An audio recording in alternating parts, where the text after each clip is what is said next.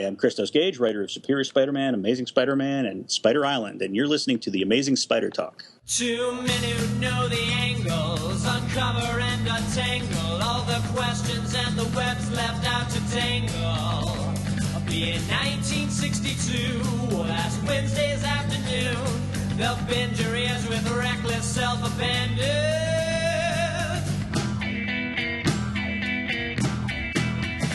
The Amazing Spider Talk. The Amazing Spider Talk. Come swing through the air, sit back and prepare for the Amazing Spider Talk.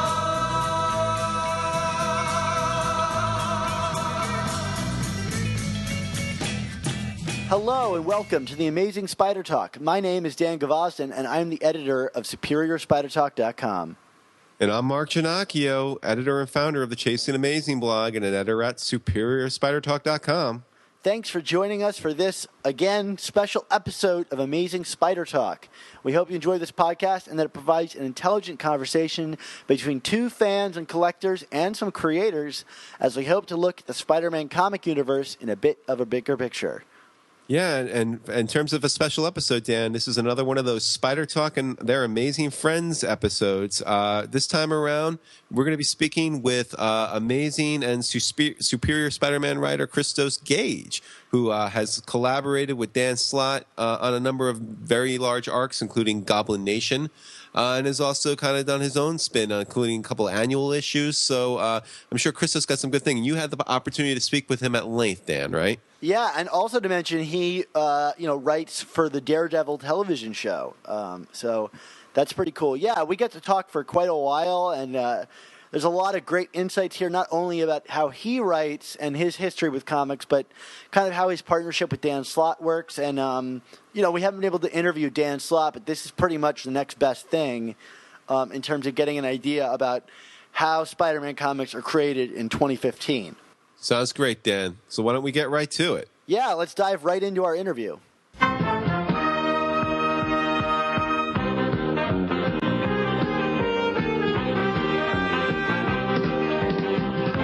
Spider-Man and his amazing friends, Iceman and Firestar.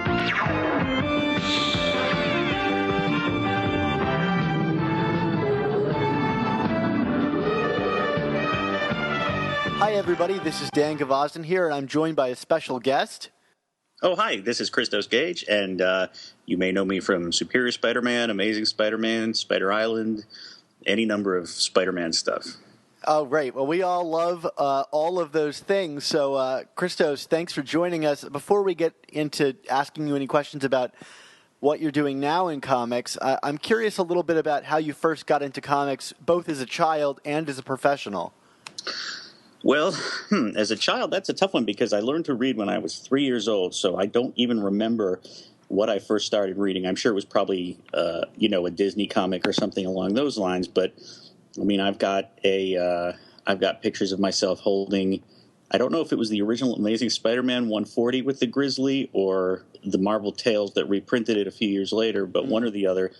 I remember buying the Stegron the Dinosaur Man reanimates dinosaurs, skeletons in the Museum of Natural History issues. You dove right in with some real quality villains. Yes, I did indeed. I was a huge dinosaur nut as a little kid, to the point where when my preschool did its dinosaur section, the teachers just had me teach that section because I knew everything about dinosaurs. I've forgotten a lot of it since then, but I knew a lot about dinosaurs, so I think that's probably why I gravitated towards Stegron the Dinosaur Man so much. And, I was right in there. I still have an X-Men 107 that I bought off the stands. So we're talking mid-'70s, 1976, thereabouts, 75. I was real little, so I don't even remember what my first comics were. But right away I was into comics. And then when I was probably, I want to say, about 1978, maybe 77 thereabouts, right around the time my youngest sister was born. So I guess mid 77, we moved to Greece for about 4 years. And where I was there was a place where I could get American comics, but only Marvels. They didn't get DCs; they just got Marvels. So I got really, I became a young Marvel fanatic very early, and I didn't start picking up DCs again until right around the Crisis on Infinite Earths era. But I've been reading comics my whole life, and it just in my DNA, I guess. I mean, not literally, because none of my parents do, but it's just there. As far as how I got started in writing comics, I went to film school. My wife and I started writing movies, started writing TV at some point. And when I was writing TV, we were doing Law and Order SVU, and this was about 2003. I had become friends with Jimmy Palmiotti, who I met at a convention, and Jimmy knows everybody in the business, and he's a really nice guy, and he knew I wanted to write comics, so he said, if you want, I can set up a lunch for you with Dan DiDio while you're in New York shooting your episode of SVU. And I said, sure, that would be great. And he did, and this was before like everybody in Hollywood was writing comics. It was at the time there was like Kevin Smith and Joss Whedon were about the only people who had written comics from Hollywood. Because at the time it was still looked at as a step down. If you wrote, it used to be very stratified. If you wrote movies, you didn't write TV unless you couldn't get work in movies anymore. If you wrote live action TV, you didn't write animation unless you couldn't get work in live action anymore. It was very, like a caste system almost, which was ridiculous. And then people like Kevin Smith and Joss Whedon came along and said, the hell with that. I enjoy all these types of storytelling, and I'm going to do all of them. And now, just like, 15 years later, we're at a point where it's an advantage to do as many different types of writing as possible. So it's completely come full circle. But back in 2003, it was still somewhat unusual. And so that's how I got that meeting and pitched Dan a story, which turned out to be the Deadshot miniseries, which was just this year collected in trade paperback form. So go out and get it. Yeah. And that was fun. And from there, I think I started at Marvel. Shortly after Deadshot came out, I was at a con here in L.A., and I approached Tom Brevoort, and he had read Deadshot and liked it. So he tried me out at the time, Marvel had a tryout book called Spider-Man Unlimited. And there were 2 stories in each issue, and they would use established artists, usually who were in between longer assignments and were looking for something short to keep them busy, paired with writers who were new to Marvel and were sort of trying out at Marvel. Joe Hill did a story in there, various other folks. And I did a story, ended up getting paired with Mike McCone, who I later did Avengers Academy with. And it was a Spider-Man story, and my idea was to bring back a villain called the Big Wheel, and it was sort of a comedic story in which the Big Wheel has been to Villanon, which is a Villains Anonymous recovery program for supervillains, and he's at the stage where he's trying to make amends for his past wrongs. So he goes to Spider-Man and tells him he wants to help him fight crime, except he's terrible at it.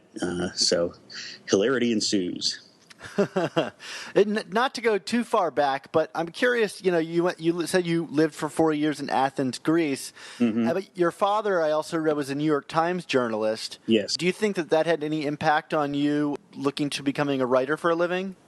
I think somewhat. Yeah, both my parents were journalists, and what that did, more than any sort of stylistic thing, what it did is I grew up understanding that writing was a career that people did, that was an actual viable thing. Like, I read a lot of interviews with people who, are screenwriters or comic book writers, and they say that up till a certain point, they didn't even know that actual, when they were kids, it didn't occur to them that actual people wrote these stories. And I did know that because I knew my parents did it. So I always had in my head that this was a viable career as much as doctor, lawyer, carpenter, etc.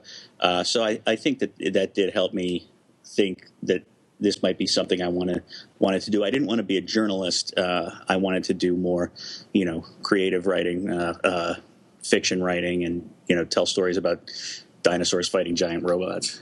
And you said you went to school for writing, but you didn't just go to any school for writing. You went to the AFI Conservatory, which is an absolute dream of mine. Oh.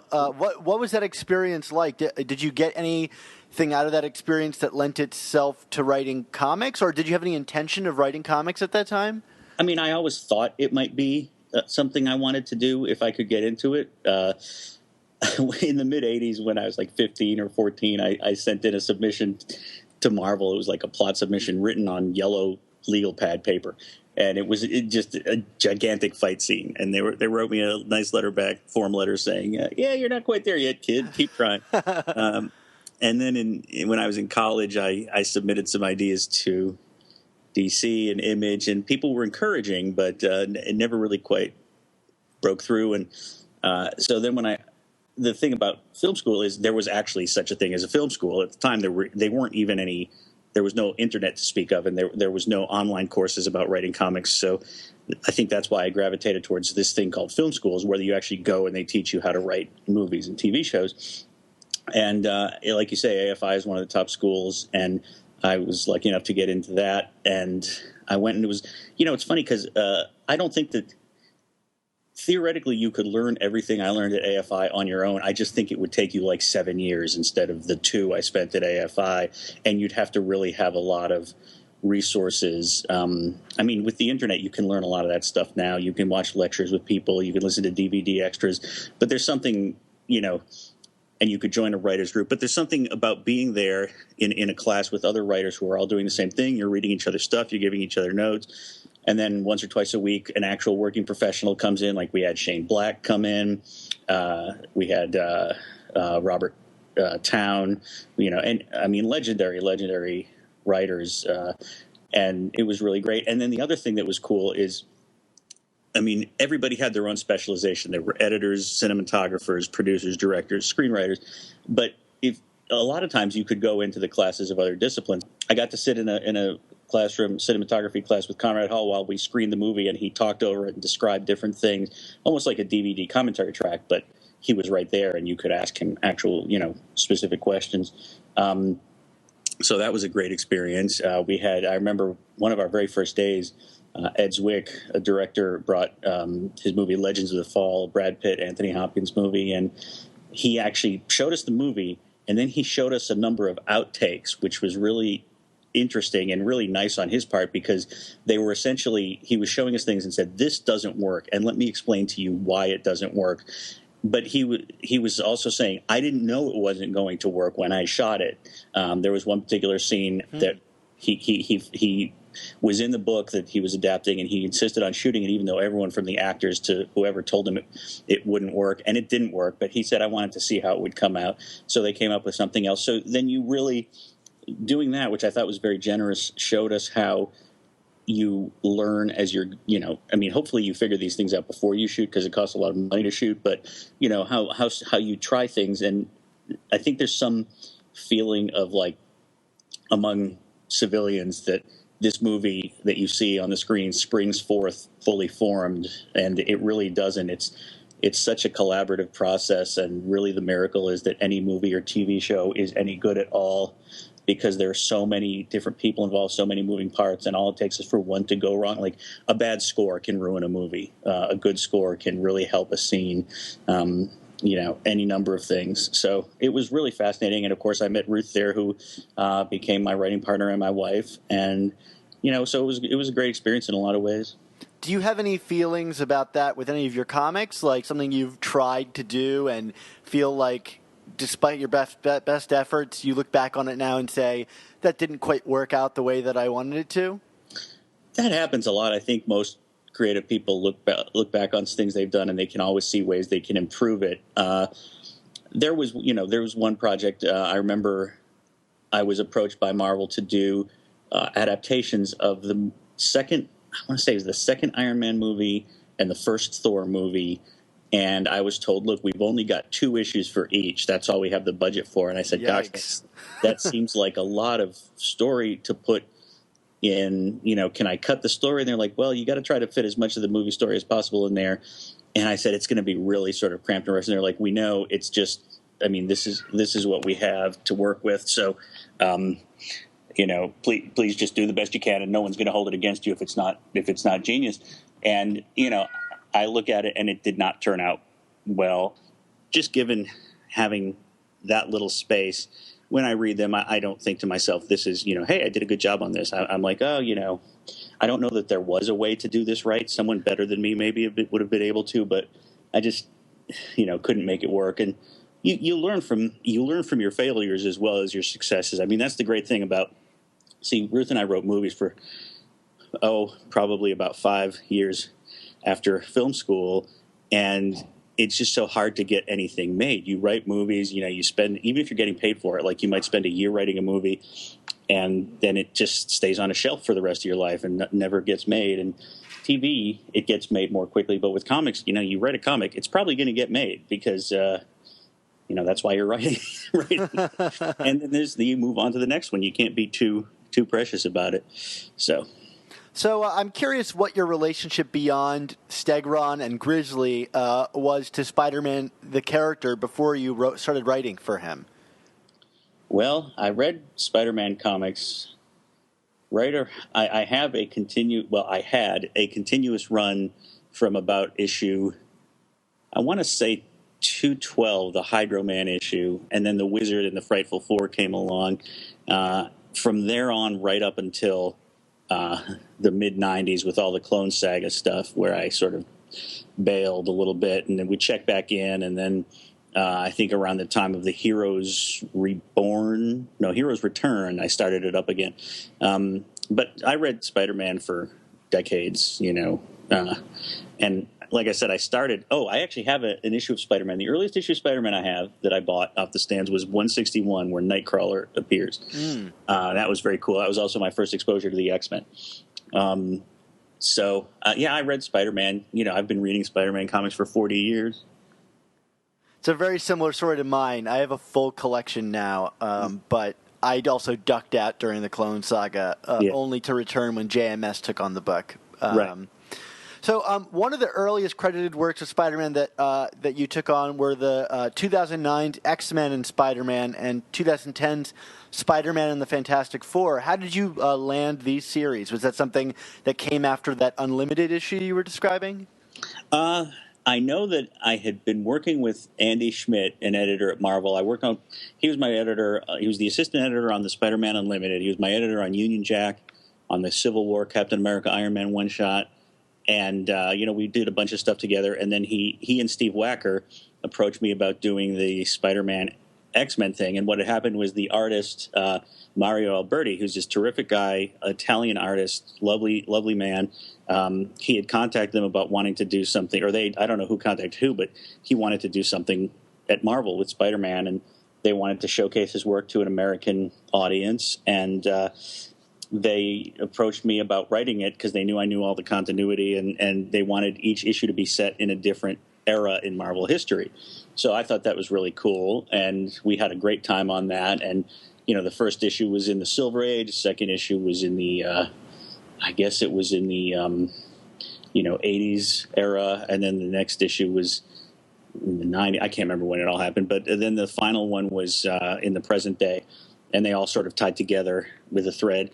And it was great because we got to do all the characters. We got to do Mohawk Storm and, everybody. So we had a great time, and that sold pretty well. And then we did the Spider-Man Fantastic Four, and that was great too. And then miniseries stopped selling so well, so we didn't do a third one. We talked about doing Spider-Man Avengers, which would have been pretty awesome, I must say, but didn't work out. Who could forget the first time he tried to join the Avengers and they sent him after the Hulk? I know. But these stories sound very similar to Dan Slott's Spider-Man Human Torch, the kind of like... Yes. Well, so speaking of Dan Slott, you guys co-wrote about a dozen issues of Avengers: The Initiative together. Mm-hmm. Is this what would eventually spark your co-writing career together on Amazing Spider-Man? Yes. What happened with Initiative is Tom Brevoort contacted me and said, Dan is... taking on, I think it was actually that he was going to be part of the Amazing Spider-Man Brain Trust. Sure. which at the time included, I believe, Mark Waid, Mark Guggenheim. We had Joe Kelly on our show a couple weeks ago. Yep. And so he wanted to stick with Initiative, but Dan's not one of the fastest guys in the business, as he himself will tell you, and he wanted to take on a co-writer. First, they actually approached me just to do a fill-in issue, which ended up being issue 13, and I did, and they all liked that. And I think in interacting with Dan on that and making sure it fit into everything, he felt like we had very similar sensibilities. We both love the history, but we feel continuity should be a tool for a story, not a story in itself. And continuity is not a story. It's a tool that if you can use is good, but you have to have a good story on your own. We just clicked, and then I was approached about scripting. Dan writes plot first, or Marvel style, which is he writes the plot. Page 1, this happens. Page 2, this happens, and the artist draws it, and then he puts in the dialogue. Which it used to be how all writers at Marvel did it, but starting in the late 90s, I guess, it's all full script, except unless you want to, and Dan does it the old way. So we did it that way, and for Dan, the plotting part of the story is easier for him than the scripting part. He's a real perfectionist, and he takes forever. He'll go over and over trying to find the best possible line, and I'm a little bit more of a not clock punching, but I have a little bit of a old school work ethic. Like a lot of these guys, Jack Kirby, Stan Lee, and the guys in the Silver Age, they were doing the best job they could, but they also were keenly aware of the deadline. You had to turn out this many pages a day to get the books out, and that was your job. And your job was not to be Rembrandt; it was to get the book out. So my philosophy is much more: write the best thing you can in the moment. If you have time, go back and make it as good as you possibly can. But when the deadline hits, the deadline hits. So I always get stuff in on time. So me and Dan are sort of like Jack Spratt and his wife, where between us we can put out and plotting is the tougher part for me. So between me and Dan, we can put out, a good comic quickly. So that's why we make a good team. I mean, I always say in terms of writing teams, whether I'm working with Ruth or Dan Slott or Mike Costa or anybody, there's no point in having a writing team if you have the exact same skills, because you're just duplicating each other and each getting half the money. Sure. You want to have people whose skills complement each other, so the whole is greater than the sum of its parts, and that's what Dan and I do. So, yeah, from then on, it was, when he needed help on Spider-Man stuff, then I would help out on that too. And I think I did the issues 661 and 662, I want to say, by myself. You did, that was to introduce the Avengers Academy characters in Spider-Man, and so I do stuff by myself from time to time as well, most recently Spider Island. But I also work with Dan a lot. Most recently on Amazing Spider-Man #1, one of the backup stories. Great. Well, I know everybody's really looking forward to that book next week. Yes. I guess when listeners hear this, it'll already have been out, so they'll know what they think about your story. There you go. I guess, now that you mentioned the whole writing it the Marvel way, I'm curious what you think are the pluses and minuses of writing in this fashion. Well, I mean, I know I've talked to Dan about it, and he feels that one of the pluses is when the art comes in, you can really see. Sometimes you get new. He says he gets a lot of new ideas based on what the artist has done.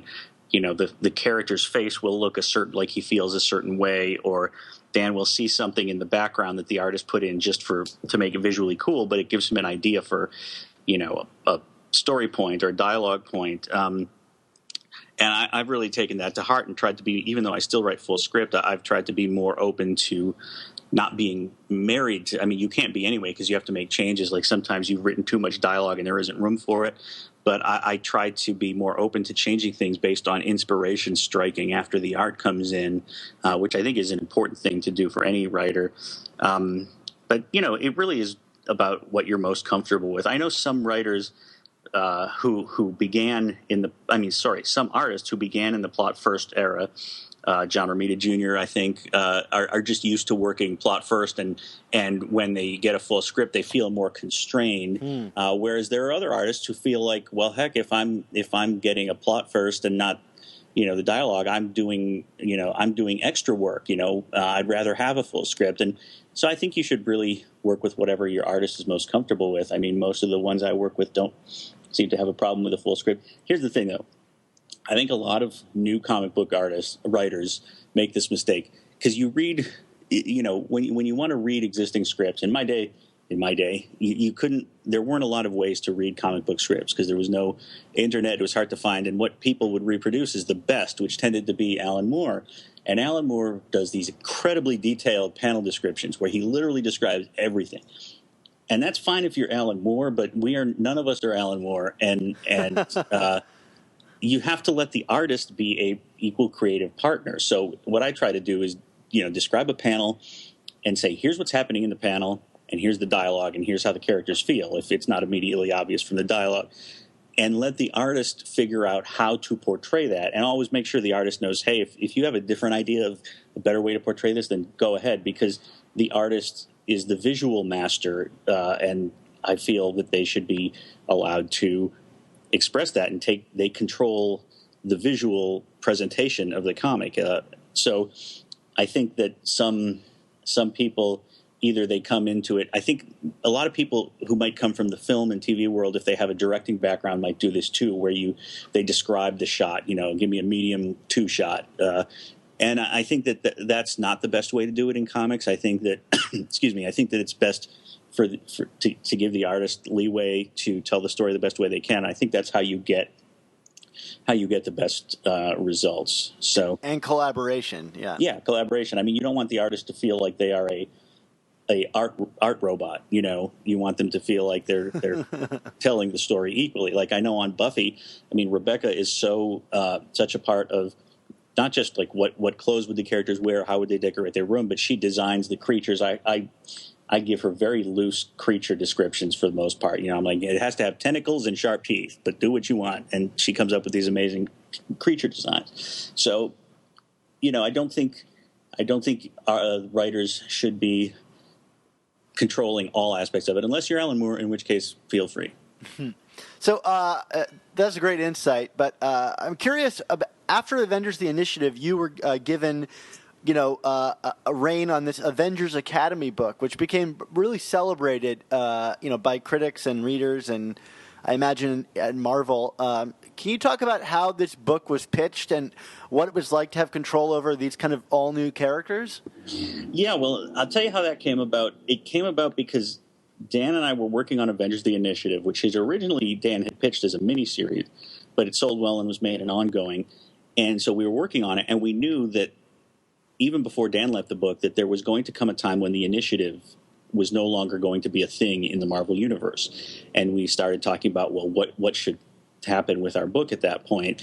And we came up with the idea of whereas the Initiative was more about a boot camp for superheroes, we decided to go with a school for superheroes. And that's about as far as it got. I can't remember if we talked about the name Avengers Academy that early or not, but that's about as far as we got. And then when the Initiative came to an end with issue 35, we did lead into Avengers Academy. And so my thinking was, let's make it essentially the damaged Avengers teaching a bunch of damaged kids. I mean, that was sort of the twist, which was these were all kids who had been damaged in some way, often by Norman Osborn, who had been recruiting them for the Initiative when he was running it, and did horrible things to them. And the dark secret, which the kids find out in the very first issue, is that the Avengers organization has told them, you guys are the next generation of heroes, but the truth is they're worried that they're going to be the next generation of villains. So it's sort of like, I think the first trade paperback is called Permanent Record. It's like that. The scary thing about being a teenager in high school is, you're young and you barely know what you're doing, and if you make the wrong choice, you're going to ruin the entire rest of your life, like the next 60 or 70 years. You could just ruin it all. Yeah. And so I was trying to capture that in the comic, and Mike McCone was my collaborator for the first year or so, and we had other amazing artists, Tom Rainey, Sean Chen, just all kinds of terrific guys, and we we tried to capture that throughout. And it was great. Yeah, we were encouraged to come up with new characters for the students, with the exception of Reptile, who was, who was been introduced in one of the cartoons, but was still pretty new to the Marvel Universe. So we came up with these characters which sort of personified the book in different ways. They all had some sort of damage or flaw to them. And to this day, I mean, that's probably my favorite thing I've done, definitely at Marvel. And I'm still really proud of it. I'm just thrilled that it lasted so long as it did, 40 issues, which in this day and age is a huge run. Yeah. It was just great fun to do. I still have people. I just did the Long Beach Comic Con, and a young lady came up to me and said, thanks for the way you portrayed Julie Power Lightspeed in this, and Stryker, and coming to terms with their sexuality. And it meant a lot to her. And, it means a lot to me when people tell me that stuff, because, it really meant a lot to me. I had a wonderful time working on it, and that people still like it, is important to me. Well, I'll tell you, I put out the call for questions for this interview just because I like to see if the fan community wants to add some more questions. I didn't get any questions about Spider-Man. I got all questions about when is such and such character from Avengers Academy going to come back. So, well, that's there you go. I appreciate that. I know they appeared in one of this thing Matt Kint did relating to Inhumanity. That's probably the most recent appearance of some of them. But other than that, I don't know anything about any plans. Well, so speaking about Avengers Academy, you did that crossover book that you hinted at before in 661 and 662 of Amazing Spider-Man, where Peter reprised his role as a teacher, which I liked because I like anytime, as someone who used to be a high school teacher, I like anytime Peter goes back to being a teacher. Yeah, that was fun. What stands out to you about that two-parter? It was just a lot of fun to do. I enjoyed I enjoyed the part where Giant Man comes to ask them, he's like, I'm looking for someone to teach Avengers Academy, and Pete assumes it's him because he used to be a teacher, which of course Giant Man doesn't know that. But he's actually asking Ben Grimm the thing, and Spidey's like, what the hell? I'm standing right here. And Ben Grimm has a line about, I don't know, I got kicked out of Hebrew school, which doesn't really make you feel like one of the chosen people, which is something that someone, a friend of mine said to me once. It was just a lot of fun doing the banter and then putting Spider-Man in the classroom and having them ask questions like, he's like, I couldn't make money as Spider-Man because I couldn't cash a check. And someone's like, well, why don't you just incorporate under a LLC and then Spider-Man LLC, and then you can cash the check. And Spidey's like, who wants to go on patrol? And just having fun with some of the tropes that don't hold up in real life. And then using Psycho Man as the villain was fun because he has the fear, doubt, hate tablets. And I don't know. It was great. I mean, it was so cool seeing my name on a Spider-Man, Amazing Spider-Man issue. That was a real career highlight. And as a result, my name was on the issue. Was it 600? The one there was a variant cover which had Spider-Man swinging over Manhattan. But 700, yeah. Yeah, 700. And it was all the names of people, the writers, artists, pencilers, and inkers in it. And mine was in there with some really, gods of mine, Stan Lee, Jerry Conway, John Romita, Sr. and Jr., and that was pretty awesome. One of the things in this story that I've always loved is this assertion that if Peter truly wanted to help protect the city, that he could use his knowledge and abilities to help fund the city's public programs. And I thought it was a neat commentary on what some have called the fascism of superheroes. That, instead of working in the system to change things, they take the law into their own hands. Do you have any feelings about this so-called ethics of superheroes? I think it's a bit of a silly argument because the truth is, here's the reason. The reason that the superheroes do what they do is because we like reading stories where they fight bad guys. We don't like if you're going to try to sell me a comic in which Spider-Man goes out and engages at-risk youth and puts them on the right path. That's wonderful in real life, but by God, I don't want to read that. I want to read him fighting Mysterio.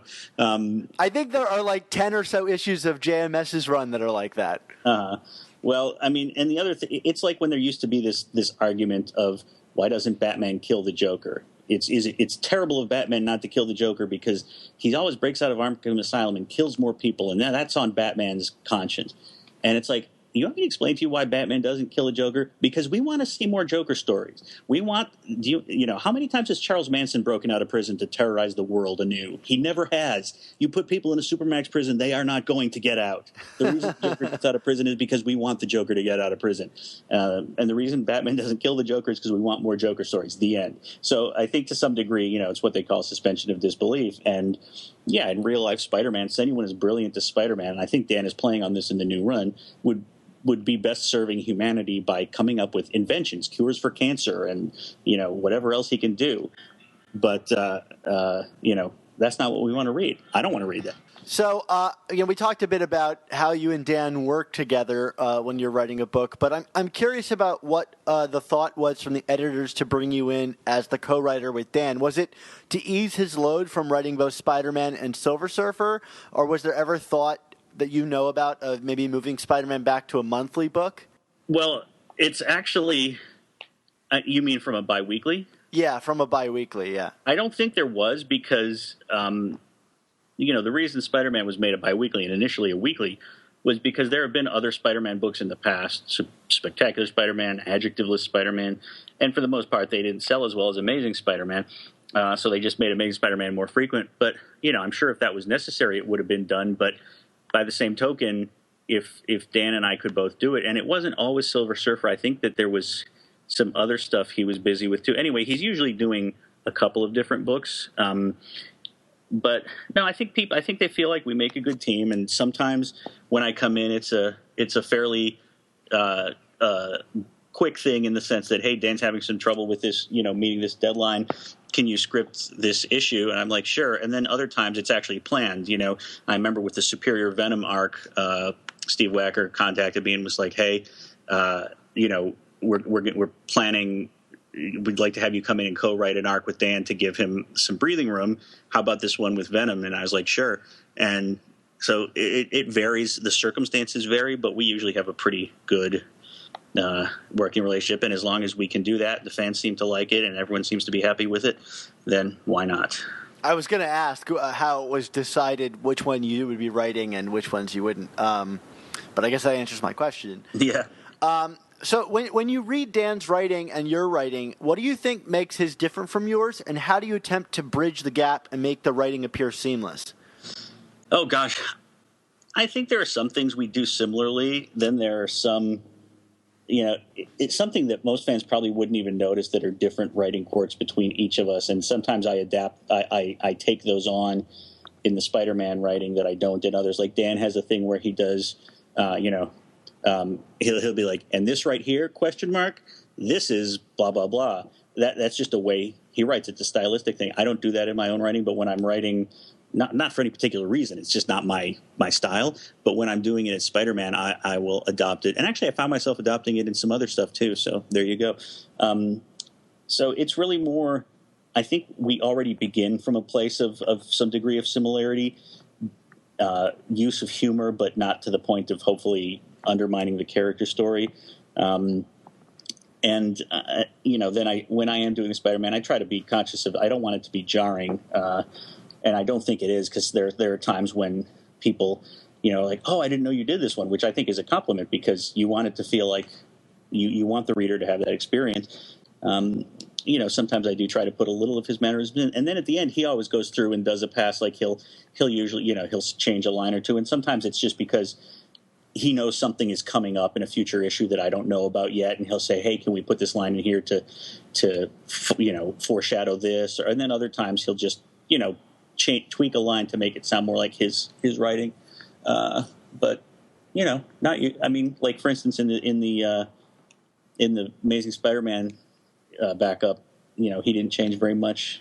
And there was fallen into a groove with him. Yeah, I think we have a pretty good groove. I mean, it's interesting because Silver Surfer, I think, Silver Surfer is kind of his thing. It's a real labor of love for him, and on that one, he'll blow the deadline. It's okay if the book ships late because it's really very much him and Mike Allred doing their thing. I think I would have a much tougher time coming in and seamlessly filling in on that because it's very personal and distinctive to Dan, where Spider-Man has been around. To Dan and Mike, and Spider-Man's been around for 50 years continuously, and there's a little bit more of a basis for who that guy is. So I think it works better on Spider-Man. I get the sense that Silver Surfer is very much Dan and Mike's love letter to Doctor Who. Yes, it is, which I don't watch. It's funny because, I've heard great things about it. Would love to start watching it if I get the time. But Dan and I will be talking about story, and he'll be like, on Doctor Who when they did this? I'm like, no, Dan, I don't watch Doctor Who. He's like, oh, my God, you got to start watching Doctor Who. I say, I know. And then 5 minutes later, so on Doctor Who when they did this? No, I don't watch Doctor Who. I was like, give me something from 70s Marvel comics, and we can talk. Stegron. Yeah. So much of your writing was during, on Spider-Man was during the Superior era, and a lot of readers, and I know that my co-host and I talked that we could kind of distinguish your writing of Otto Octavius from Slott's writing of Otto. Mm-hmm. So I'm curious what your approach to writing Octavius was during that era. Well, it's interesting that you say that, and I'd love to hear what the things you noticed were. I really enjoyed writing Superior Spider-Man, writing Otto. I enjoyed the issues that I did for Spider-Verse. And one thing that everyone liked, which is just something I slipped in while I was writing it, is when he's in the future and he has that hologram Anna, and he asks her to call him Otto. That really hit a lot of people right in the feels. And, from Nick Lowe, the editor, and Ellie, the assistant editor, and everybody, I really felt for Otto. I felt like, I have an affinity. When Mike Costa and I did G.I. Joe Cobra, Chuckles was like this. I have an affinity for characters. Hank Pym is like this, who try really hard, but just always screw it up, And Otto was a guy who was really trying to do the best thing for humanity as Spider-Man. He was trying to do what was best for the world, and he was really convinced that he knew what was best for the world. If everyone would just listen to him, everything would be fine. And he was trying this thing that seemed to work and just didn't quite work because he's a supervillain by nature. I thought the brilliance of Dan's Superior Spider-Man story is, and I was funny because I remember when the fans were getting mad, I don't want to read about Dr. Octopus, I want to read about Peter Parker. And it's like, this story is about why only Peter Parker can be Spider-Man. Because it's not the powers, it's not the costume, it's not power and responsibility, because Otto had that. It's just something about who Peter Parker is as a human being makes him perfectly suited to be Spider-Man. And that's what this story was about. And I knew people would like it.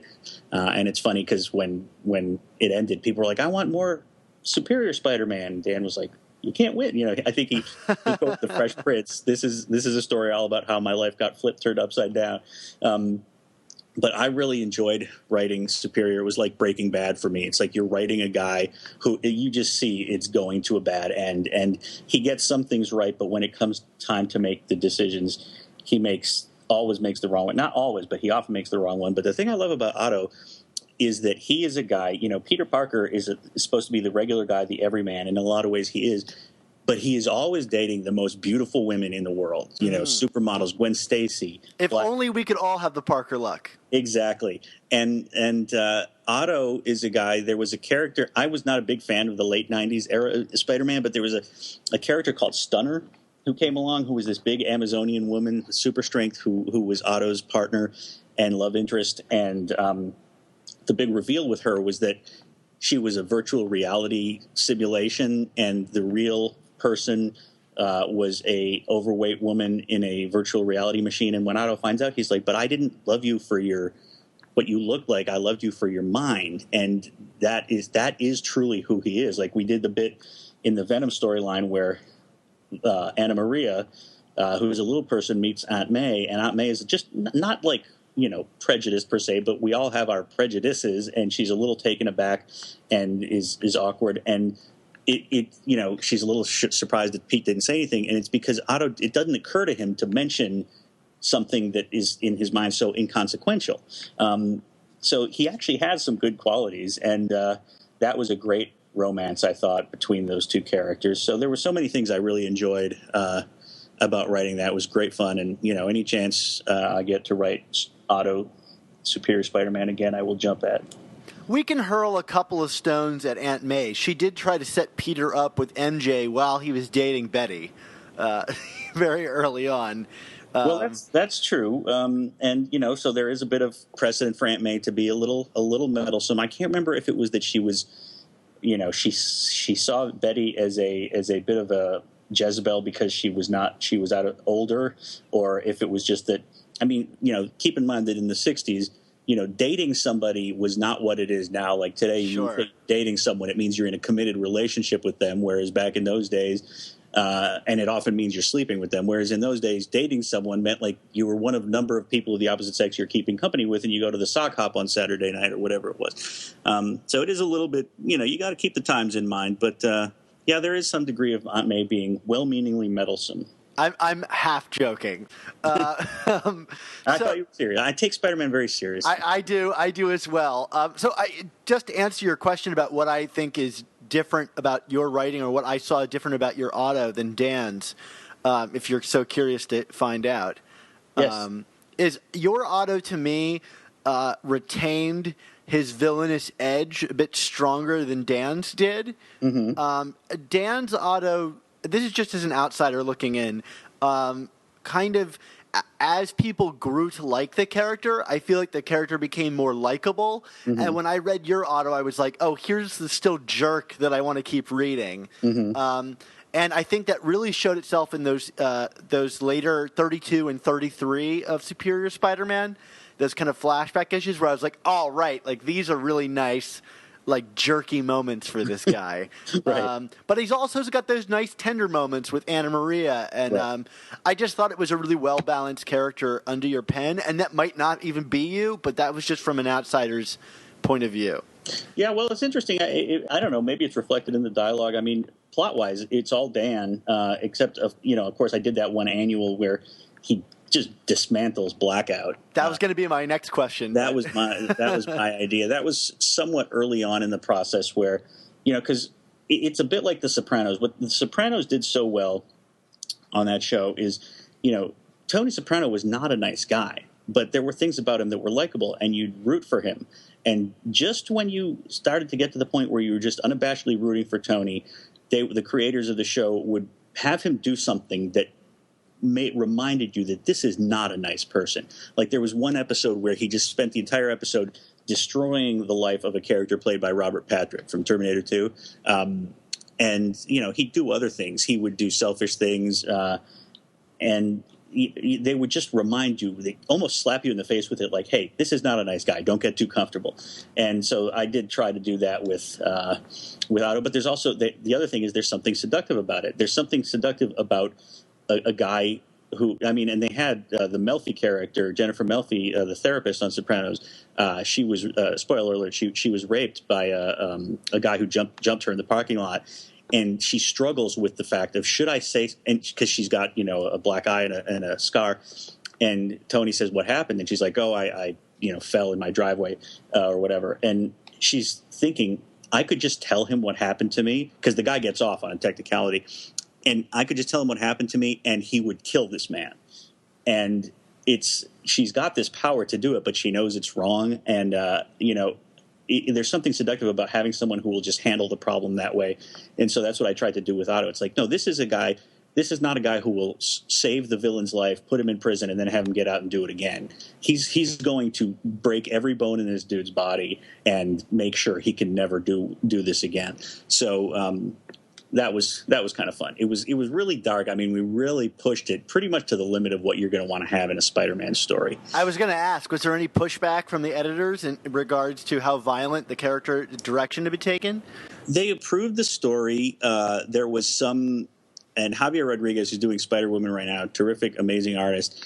He was asked to dial back some of the blood in the art, but in terms, and there was, I can't remember, there was a lot of discussion about how far should we go with this. And, it's interesting because looking back on it, it does make me a little bit squeamish. But, I don't know. It was what felt right at the time. So. Whatever. He's immortal. Do whatever you want to him. That's part of it is like, I tried to put it in there clearly that he's going to eventually heal from this. But boy, it's going to take a long time and it's going to be painful. So let me ask about this kind of actions by the Superior Spider-Man. We had in an early issue, and this is probably a question better directed to Dan Slott, but we have not been able to get him on the show, so I'm going to ask you. Okay. Early on in the series, there was a moment where Spider-Man shot Massacre, or we don't see him, but it's, obviously he shot Massacre and killed him. Right. And when it's first shown, it seems to be a very public execution, only to be really dialed back in later issues where it seems as if editorial said that couldn't have been public. Was there an intentional dialing back on how public that murder was? I'm not really sure if it was. I don't know. The answer is I don't know. I don't know that there was a standards and practices thing. In other words, someone said that was too violent. At so much as, if it happened openly in public, if the general public knew Spider-Man had shot somebody, even in self-defense, he's not a cop. He's not authorized by the law to do this. There is no oversight board for Spider-Man. J. Jonah Jameson would have had a field day. He would basically not have been able to function as Spider-Man from then on. So unless your entire storyline is going to be Spider-Man being chased by the cops and unless he's essentially going to become the Punisher. One of the things I thought that Garth Ennis did that was smart in Punisher is basically showing that the vast majority of rank-and-file cops like what this guy's doing. And if they see him, they're going to look the other way.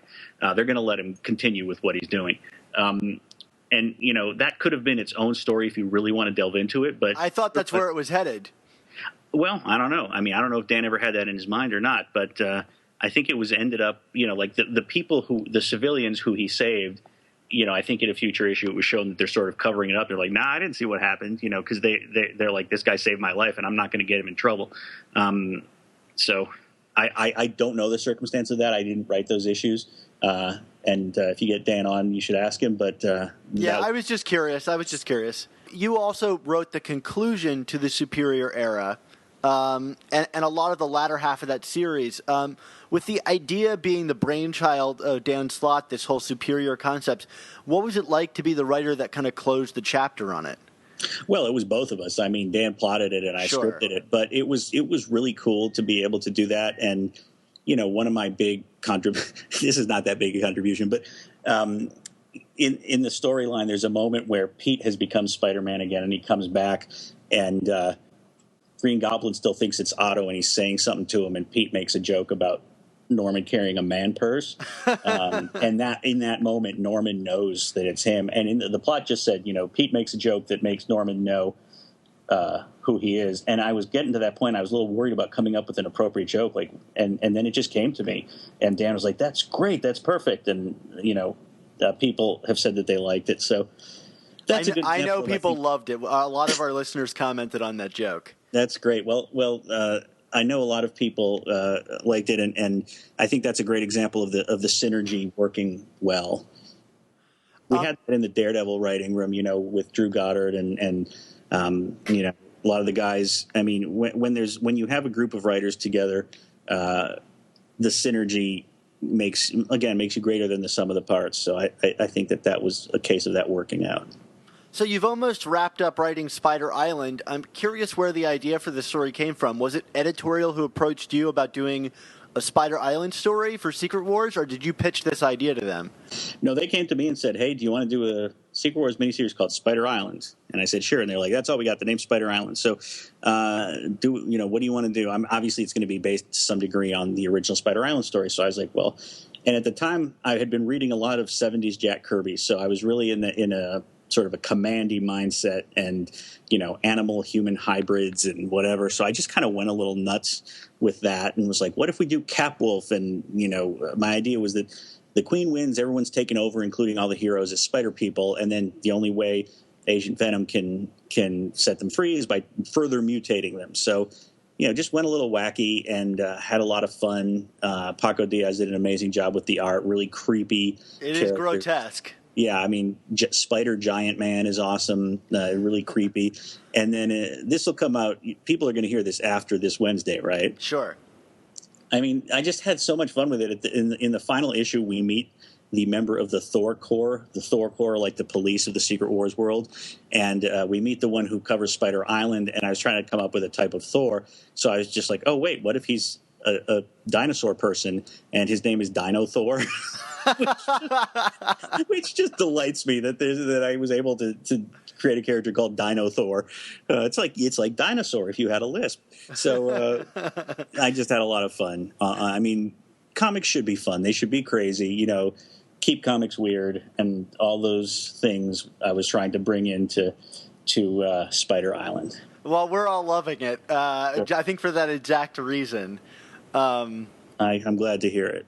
And Stegron's in it, and he does the same thing he did in the story I loved so much, where he reanimates the skeletons in the Museum of Natural History.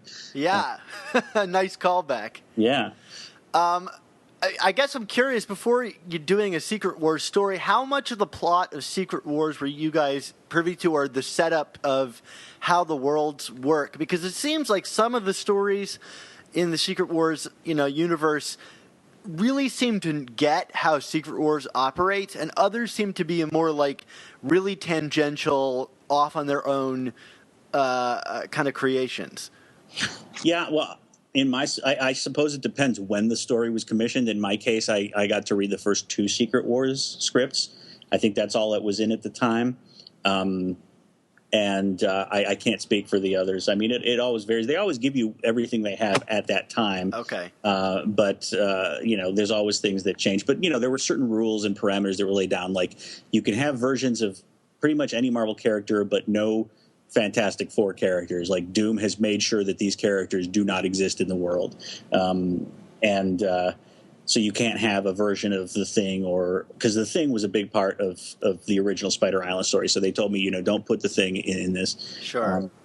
So he's the Wall now, I right, assume. Yeah. Right. So, there was that. But, the other thing, too, is this particular story did not feel like one that was going to be a big tie-in to the larger miniseries. It felt like one that should be its own thing. So that's how I did it, except at the end when Dinothor comes along. That's a book-dropping moment. I hope so. Well, I can't wait to find out who Reed is in Secret Wars, but I'm sure we'll get to that in the next issue or so. Yeah. So you also wrote the script for the Amazing Spider-Man 2 video game. How does writing a video game differ from writing comics or television shows? Well, writing a video game, obviously, in the video games, the gameplay is the important thing. You're kind of writing to serve the gameplay. So you have to set up a scenario that will allow for the player to get into the action and move it along, stay true to the characters. You have to be very brief. You can't go into long monologues. So people will just click through that to get to the next gameplay section. So there's that. And then you have to write in-game dialogue, which in the case of any Spider-Man game is going to be a lot of wisecracking and making fun of the bad guy.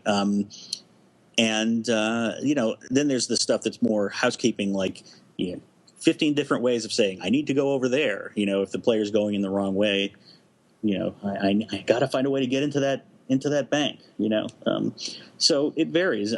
It's sort of an interesting hybrid of different things. I enjoy writing video games because it helps me stretch different muscles, and I enjoy it. I don't know if I'd ever want to do it just writing video games, but I enjoy doing it. I'm working on one right now that I can't really talk about, but I like it. Cool. Now, I know you're not allowed to talk about Daredevil.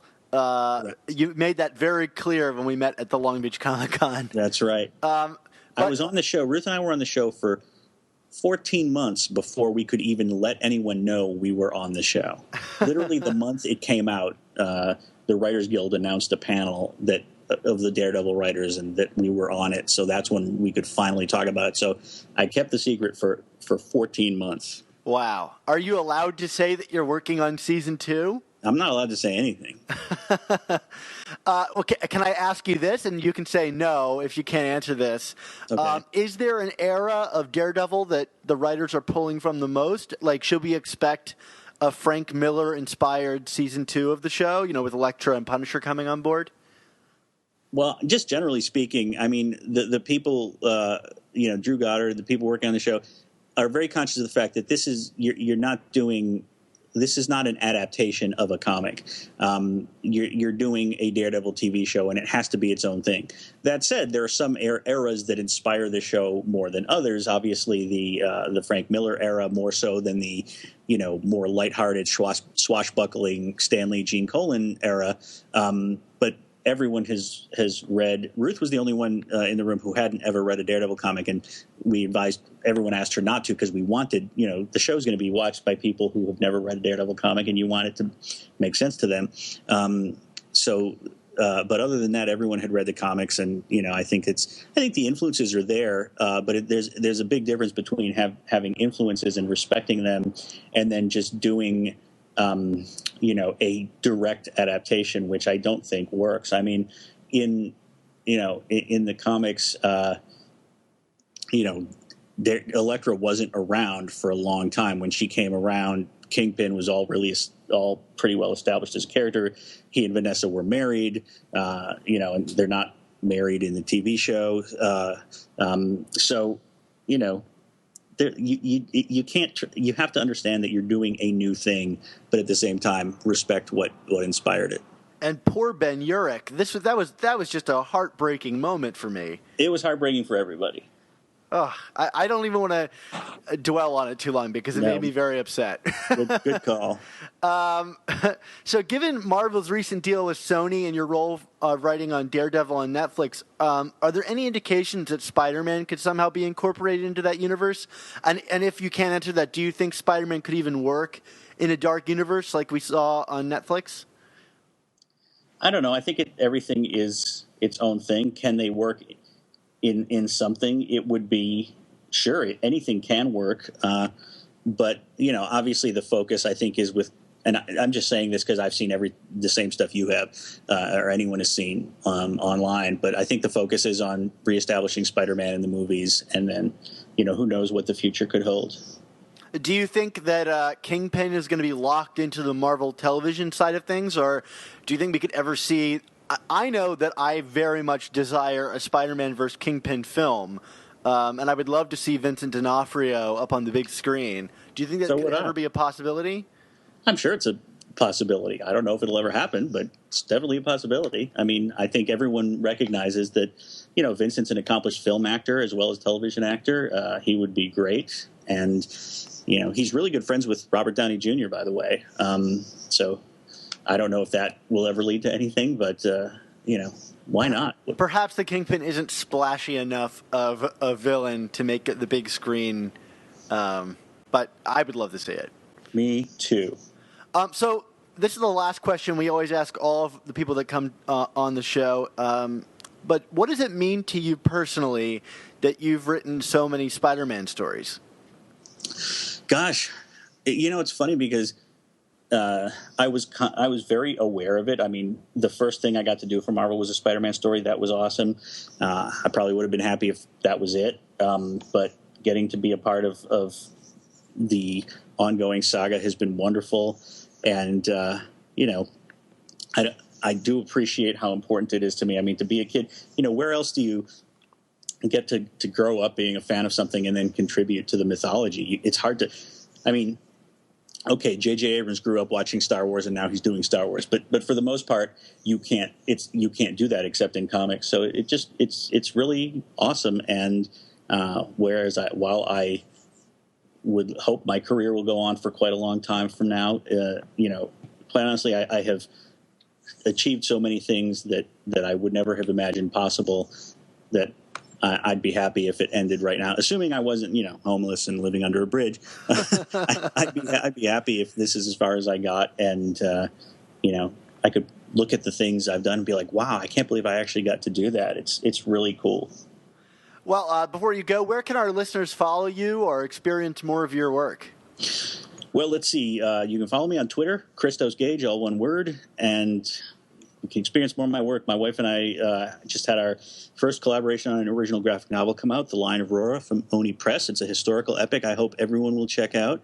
And we have a great raffle we're running. If you post a picture of yourself on the Facebook page with the book, you can be entered into a raffle, and including among the prizes are a cast-signed Daredevil poster. So there's a lot of cool stuff. Cool. And as far as other stuff, I've got I write the monthly Buffy comic from Dark Horse, and just Google my name and there'll be some stuff. I always forget what all I've done, so check it out. Awesome. Well, it's been great having you on the show, Christos. Thanks for having me. My pleasure. Spider-Man and his amazing friends. Well, I wanted to say thanks again to Christos Gage for joining me on the show. It was, it's a lengthy interview, over an hour, so he really was generous with his time and providing us some really great insights into how these comics got made, all the comics we've been reading for the past several years. I hope that someday we can get Dan Slott on the show, but even just listening to this episode and being part of this interview, I hope. I know I did, but I hope you listeners as well got a real sense about how Dan Slott writes comics, how Christos Gage writes comics, and how they work together. Yeah, no, this was definitely some fascinating stuff, Dan. I mean, and it gives you a lot of insights into what exactly goes on especially when you see Gage's name on the front of an issue under Dan's, that there's something going on. And now we have a little more insight to that. So that's very cool. Right, yeah, it is kind of, like authorship in comics is something that's always kind of confusing, or any kind of collaborative art form, right? Like what is the artist involved in? What is the writer involved in? And the only real way to figure it out is to ask these guys, about every little moment. Like, did you have Spider-Man say this?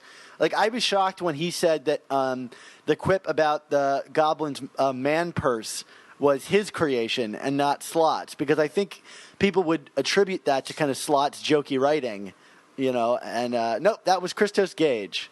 So it's nice to kind of always get that curtain peeled back. Very cool. All right, Dan, why don't you take us all the way home here? Yeah, well, of course, if you want to listen to more of our episodes, you can find all of our new Amazing Spider Talk and old Superior Spider Talk podcasts at superiorspidertalk.com, or find us on iTunes and Stitcher by searching for Amazing Spider Talk. And if you do, please make sure you leave us a review on the show. Where, I'd like to get us to 100 reviews, so, please help push us there. This is how we grow as an audience. Yeah, and be sure to check out both of our Facebook pages at facebook.com/Superior Spider Talk and facebook.com/Chasing Amazing, where you can hear more news stories, articles, quips, and thwips, and all that on Facebook.